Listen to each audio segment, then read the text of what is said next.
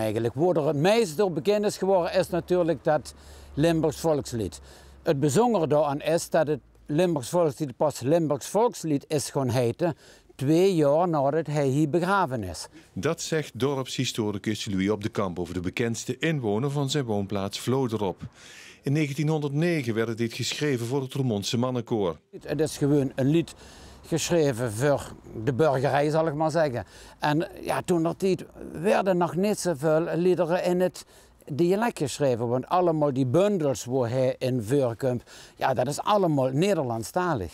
Wat veel mensen niet weten is dat Belgisch Limburg hetzelfde volkslied heeft. En dat de bekende passage...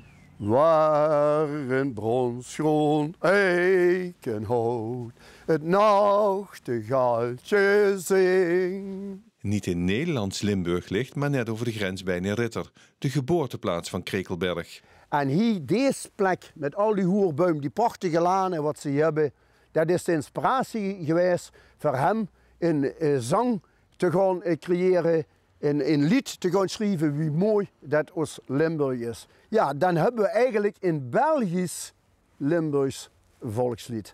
In Belgisch Limburg kreeg de schrijver pas vorig jaar volop erkenning en waardering met dit monument bij kasteel Borgitter in Kessenich. Hier op een leuk bankje te zitten bij ons bronsgroen eikenhout, waar hij altijd geleefd en zijn inspiratie heeft gewonnen.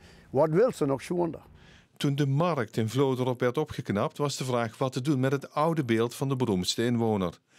Die kreeg een nieuwe plek bij een speciaal bankje waar de tekst van het eerste couplet te lezen is. Het is wel belangrijk dat Vlop ook een grote zoon heeft.